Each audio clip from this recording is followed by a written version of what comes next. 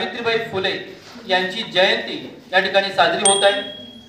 या जयंतीच्या निमित्ताने आज या ठिकाणी उपस्थित आपल्या विद्यालयाचे मुख्याध्यापक आदरणीय राजेश गोळे सर, तसेच ज्येष्ठ शिक्षक निकम सर आणि सर्व उपस्थित विद्यार्थी, खरोखरच ज्यांनी या ठिकाणी ज्ञानाच्या क्षेत्रामध्ये स्त्रियांसाठी भरीव योगदान दिलं अशा क्रांतिज्योती सावित्रीबाई फुले यांची जयंती आहे। त्या निमित्तानं प्रथमतः मी या ठिकाणी आपल्या विद्यालयाचे मुख्याध्यापक राजेश गोळे विनंती करतो की सावित्रीबाईंच्या प्रतिमेस पुष्पहार अर्पण करून आपण या ठिकाणी कार्यक्रमाची सुरुवात करूया।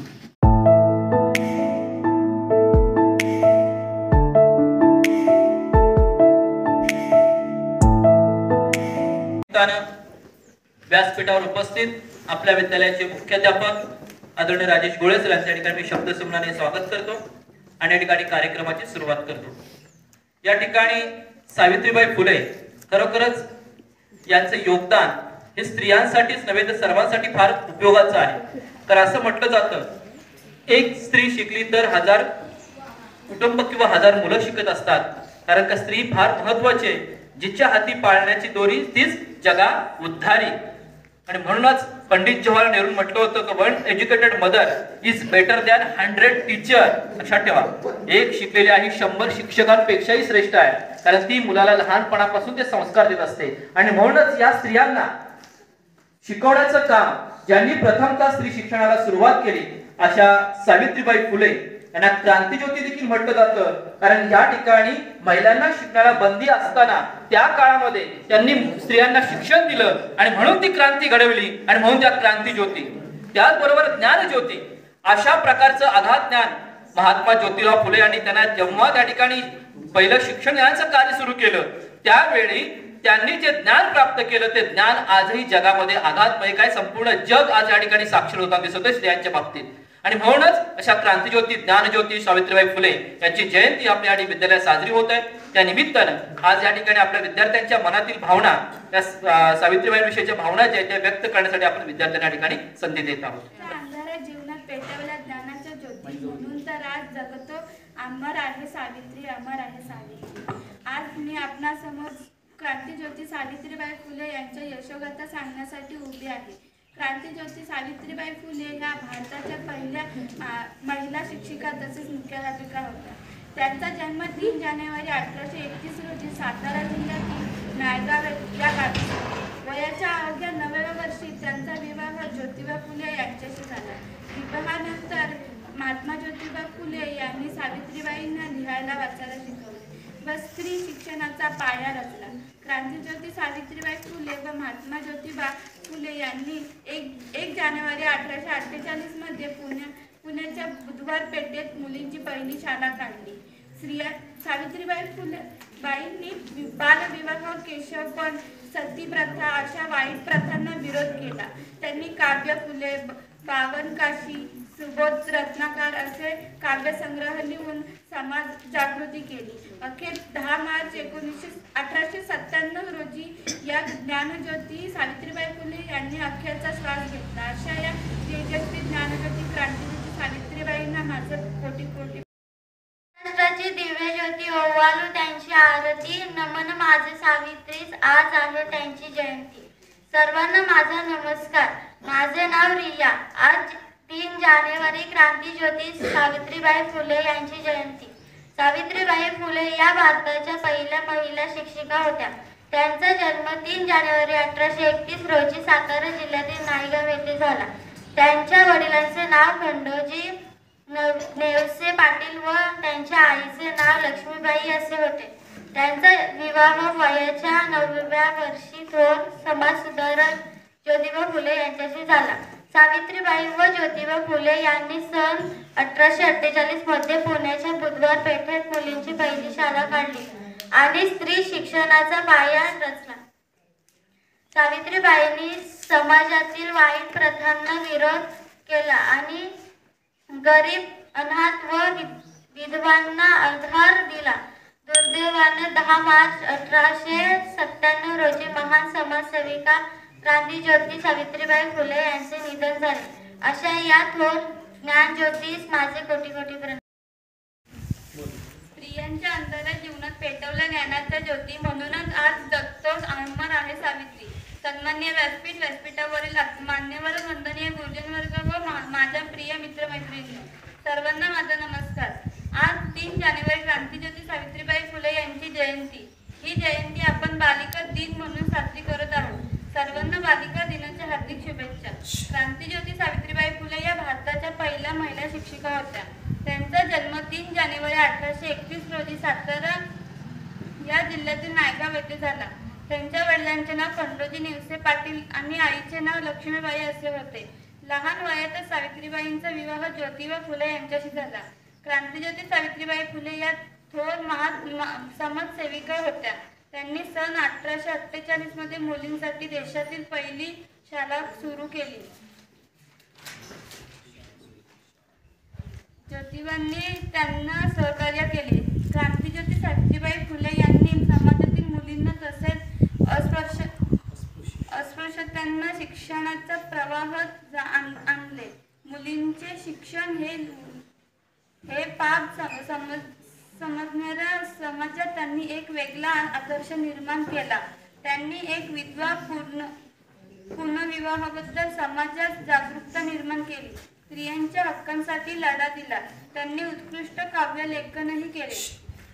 आपण सर्वांनी त्यांच्या जयंतीनिमित्त त्यांचे कार्य स्मरून शिक्षकांचे महत्त्व जाणवले पाहिजे. आज स्त्रिया अनेक क्षेत्रात शिक्षणामुळे आपले कर्तृत्व सिद्ध करीत आहेत. यामध्ये क्रांतीज्योती सावित्रीबाईंच्या कार्यांचा अमोल वारसा आहे. आपण सर्वांनी सावित्रीबाईंच्या परंपरेला पुढे नेण्यासाठी मुलींच्या शिक्षणाला प्राधान्य देऊया. समाजात चांगला बदल गुरुजन वर्ग आणि इथे जमलेल्या माझ्या विद्यार्थी मित्रांनो, आज मी तुम्हाला क्रांतीज्योती सावित्रीबाई फुले यांच्याविषयी काही 2 शब्द सांगणार आहे. ते तुम्ही शांत चित्ताने ऐकावे. आज 3 जानेवारी सावित्रीबाई फुले यांची जयंती आहे. सावित्रीबाई फुले या भारताच्या पहिल्या महिला शिक्षिका होत्या. त्यांचा जन्म 3 जानेवारी 1831 रोजी सातारा जिल्ह्यातील नायगाव या गावी झाला. त्यांचा विवाह लहान वयात ज्योतिबा फुले यांच्याशी झाला. ज्योतिबांनी त्यांना लिहायला वाचायला शिकवले. ज्योतिबा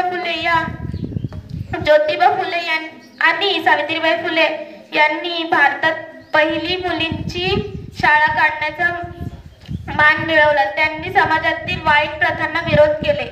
त्यांचे 10 मार्च 1897 रोजी निधन झाले. अशा थोर क्रांतीज्योती सावित्रीबाई फुलेंना माझा कोटी कोटी प्रणाम.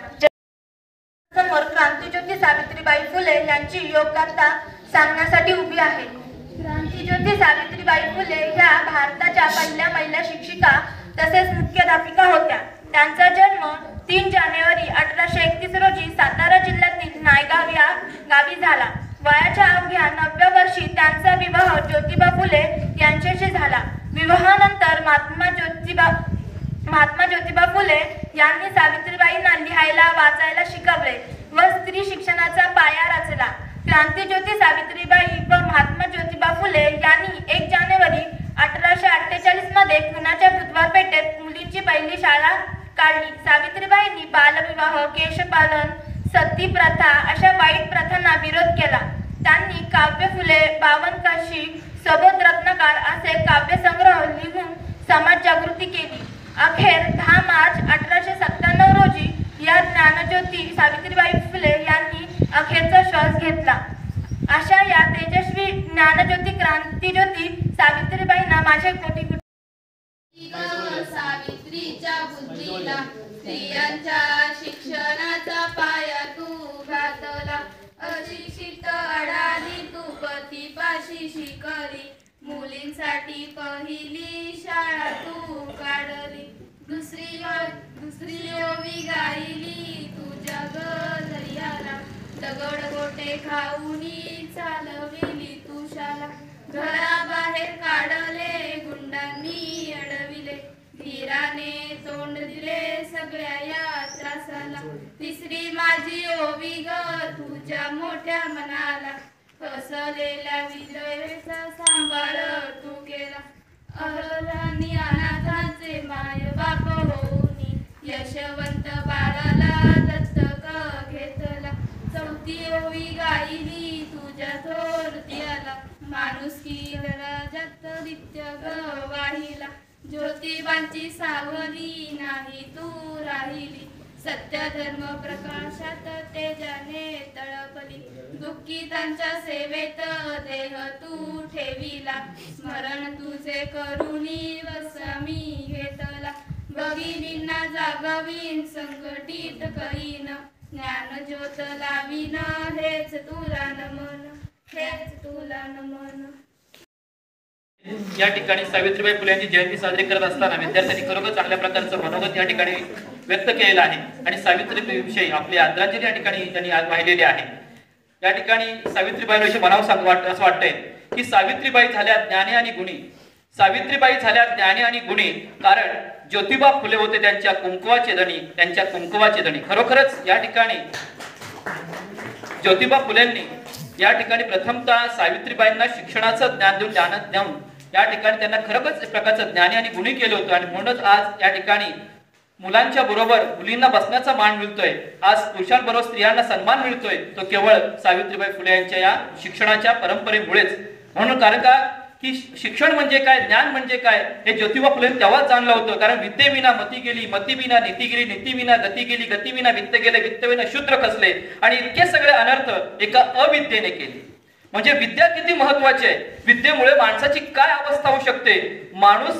जो माणूस उच्च पदावर पोहोचू शकतो तो माणूस तळ भागात सुद्धा जाऊ शकतो, म्हणजे तो खाली सुद्धा खेचून जाऊ शकतो. म्हणून त्यासाठी त्या विद्या पाहिजे. विद्येने श्रेष्ठत्व माणसाला जगामध्ये येते आणि म्हणूनच ते ज्ञान, ते ज्ञानाचं काम या ठिकाणी महात्मा फुलेंनी सावित्रीबाईने केलं आणि म्हणूनच आज त्याची जयंती आपण या ठिकाणी उत्साह साजरी करत आहोत. सन्माननीय मुख्याध्यापक, सहकारी शिक्षक वर्ग आणि विद्यार्थी मित्रमैत्रिणी, आज आपण सावित्रीबाई फुलेंची जी जयंती साजरी केली, तुम्ही तुमचं मनोगत व्यक्त केलं. खरंच खूप सुंदर, म्हणजे इतकी छान एक आदर्श व्यक्तिमत्वाची ओळख आपल्याला व्हायला पाहिजे आणि हे अशा छोट्या उपक्रमातून होत असते की एक स्त्री जिनं इतकं त्रास सहन केला की असं म्हणतात की सावित्रीबाई फुलेंना शिक्षण काहीच नव्हतं, तर ते देण्याचं काम ज्योतिराव फुल्यांनी केलं. आपण म्हणतो ना, एखाद्या यशस्वी स्त्रीच्या मागे यशस्वी पुरुष असतो, बरोबर? असंच वाक्य, यशस्वी पुरुषाच्या मागे यशस्वी स्त्री असते, असं म्हणजे एक खंबीर नेतृत्व त्यांच्या बरोबर होतं, जे ज्योतिरावांच्या माध्यमातून त्यांना लाभलं आणि त्याच्यामुळं त्यांच्या व्यक्तिमत्वाला असा आकार मिळाला की काही शिकलेल्या नसताना त्यांनी शिक्षण घेतलं. पहिली स्त्री शिक्षिका, पहिली स्त्री मुख्याध्यापिका आणि इतकं सुंदर कर्तृत्व त्यांनी त्या काळात केलं की त्यांना, आणि ही माणसं खरंच खूप थोर असतात, म्हणजे काळाची पावलं ओळखणारे असतात. ते दोघेही असं होतं की आज आपण इथं अभिमानाने बसून शिकतो, वेगवेगळ्या क्षेत्रामध्ये महिला प्रगती करतायत, स्त्रियांनी त्यांची उंची इतकी गाठली आहे की कुठल्याही क्षेत्रामध्ये त्या कमी नाहीत.